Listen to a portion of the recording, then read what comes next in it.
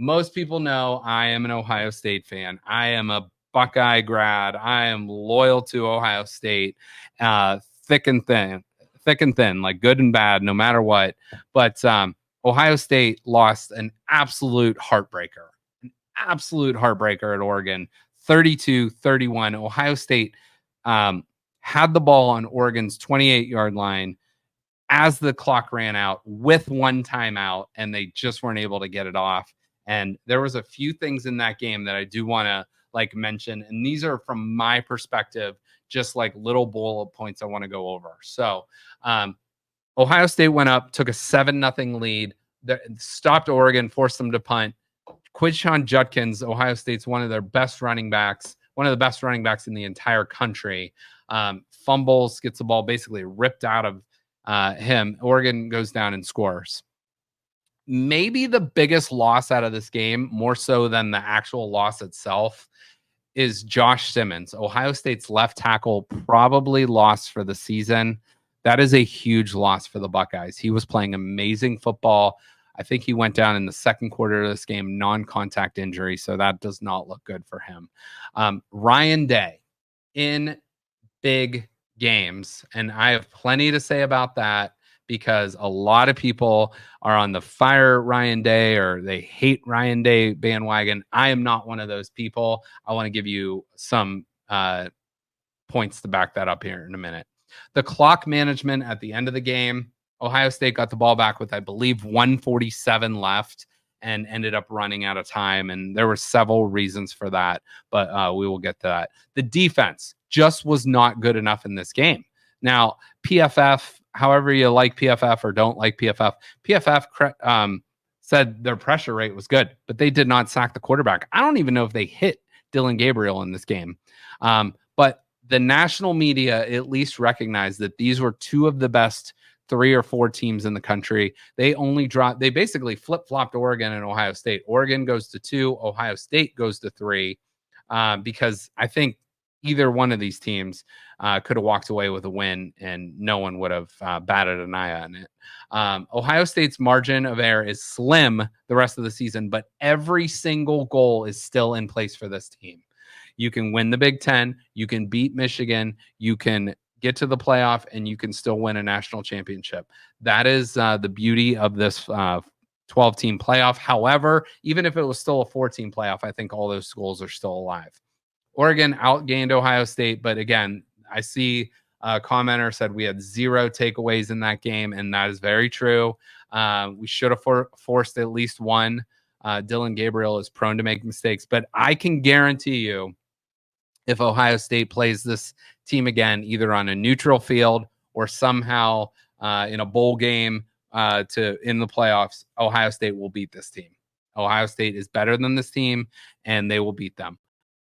I will give Oregon some credit here because Oregon did a few things. One, both quarterbacks played great in this game. Will Howard for the Buckeyes and Dillon Gabriel for Oregon.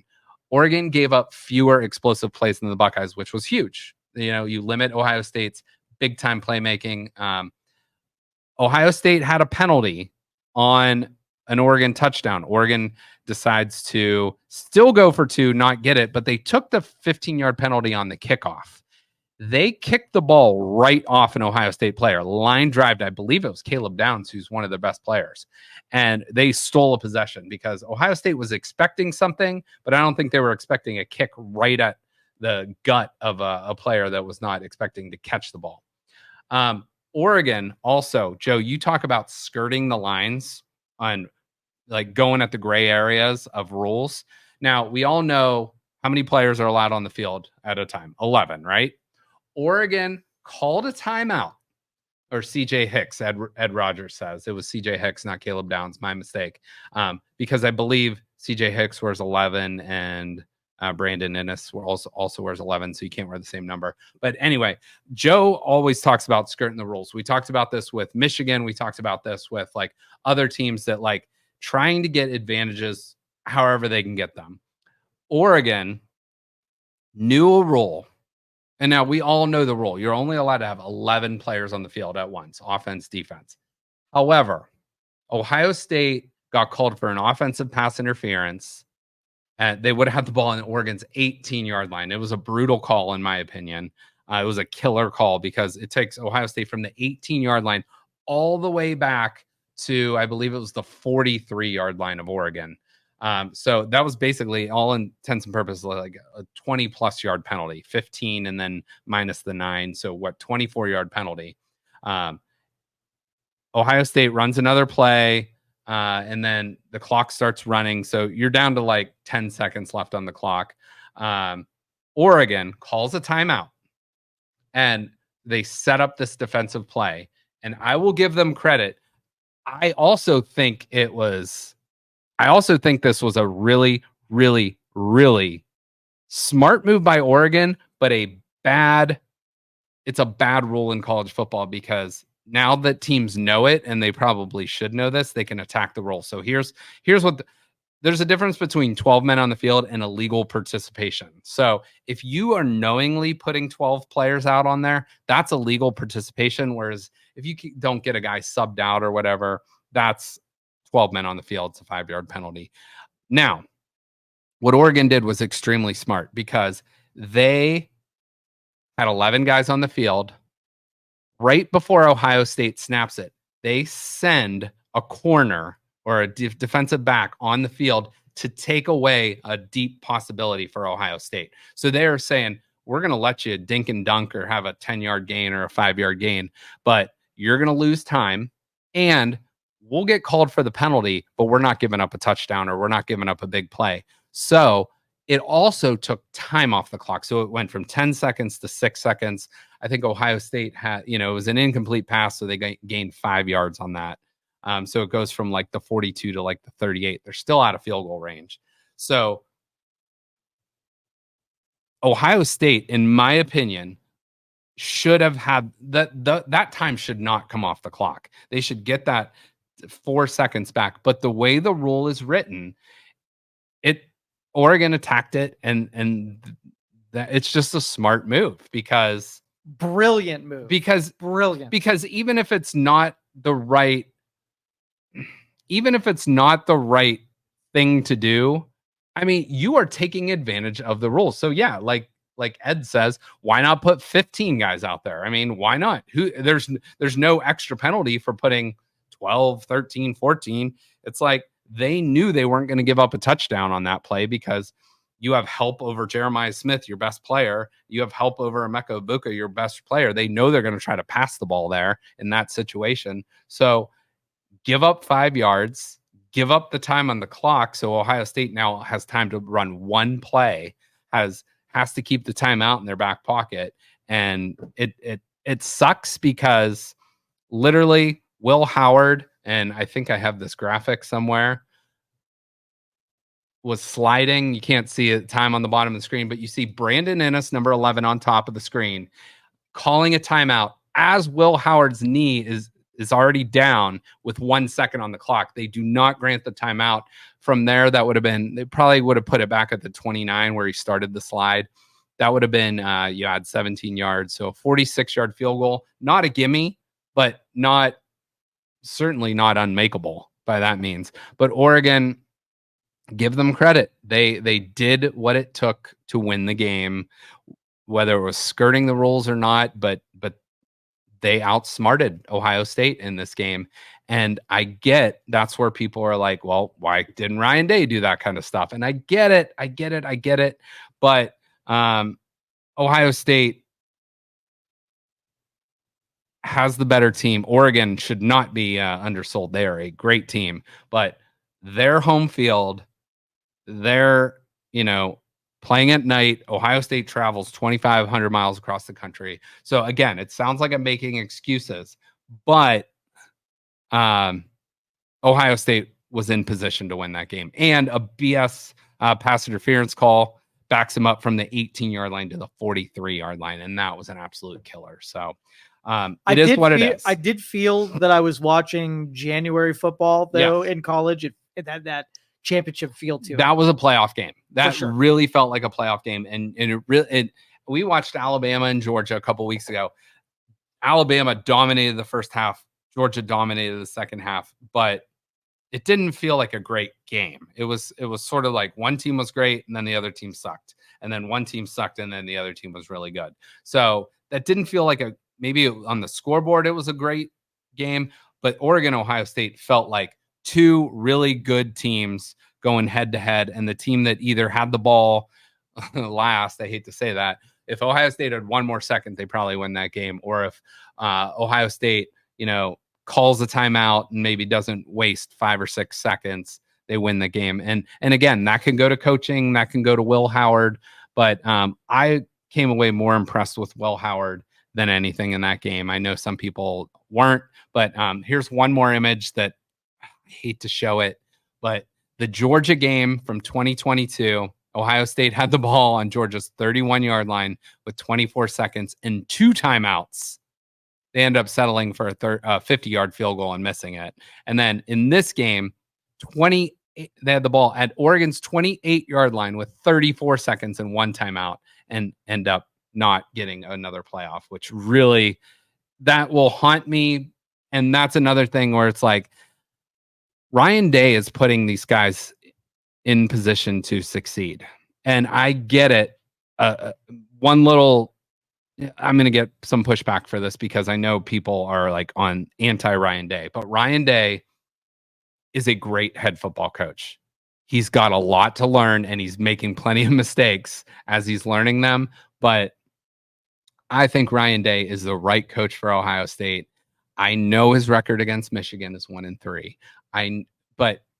I know he's lost. He's 2-7 against top 5 teams. He's also 8-8 in top 10 matchups. So it's like you can make those numbers work for you however you want. But it's like, let's not forget this guy wins all the games he should and gets the team in the best position to win. And, you could take 2 of those Michigan games out where they blatantly cheated, in my opinion, in 2001 and 2002.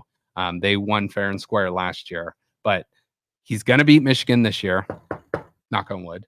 And he's got plenty of big wins under his belt, but it's like last year, it's like people aren't counting the Notre Dame game from last year. People don't count the Penn State game. Oh, that's a game you should win. Well, Penn State every year is like 7, 8, or 9 in the country. It's like, why isn't that a big win? So I don't know. People will say and do whatever they want to formulate their own theories. So, all right. So I give you the DeLorean and you gun it to 88 and you go back to 20 seconds on the clock. Now you have a chance to, what happened going one direction. What do you tell him to do different? I tell Jeremiah Smith, I would tell Will Howard to do the same thing.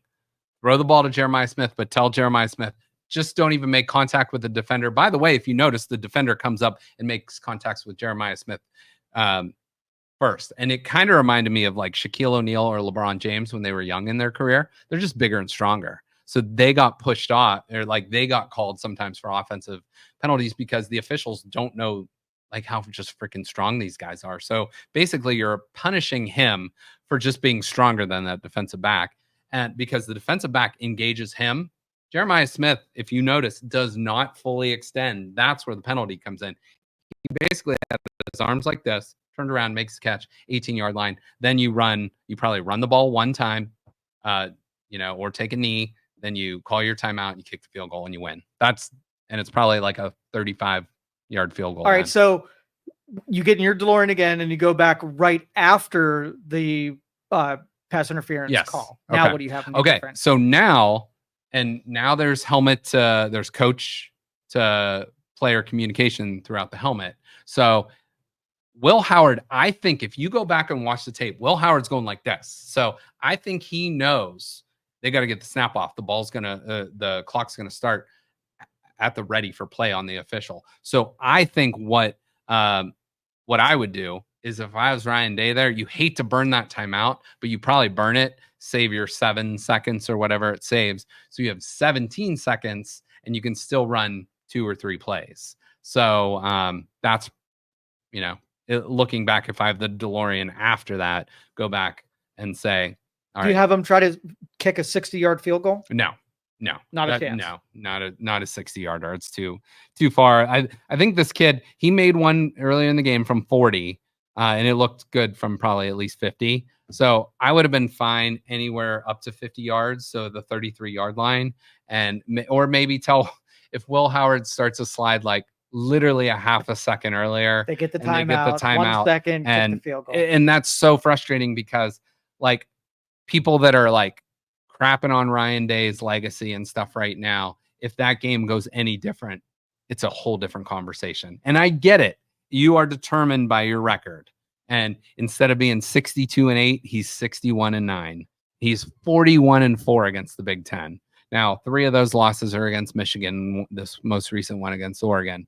But he is the winningest head football coach by winning percentage in all of college football, especially now with Saban out, Kirby Smart, who's a piece of shit, and pushed a player. And they're playing Texas this weekend. Georgia is playing Texas. I don't even think he's going to get suspended for that. I have not heard it on the national media, and it pisses me off. But anyway, good bourbon, by the way. Oh yeah. We're drinking. What is that called? A Blade and Bow bourbon. Not too bad. Blade and Bow. Like a little something different. But here's a look at Ohio State's schedule, what they've done so far. So we know the early part of the schedule, they got a lot of flack for, not playing a tough schedule. It is what it is. You beat Akron, you beat Western Michigan, you beat Marshall, you go to Michigan State and you whoop on them. You take care of business, handle Iowa at home, who's a really good team, by the way. Iowa beat up Washington this past weekend, and Washington beat Michigan the week before. So you go out to Oregon, you lose that game. Ohio State has a bye this week. So they are off this week, which might be good, might be bad. I don't know. I bet those players want to get out on the field.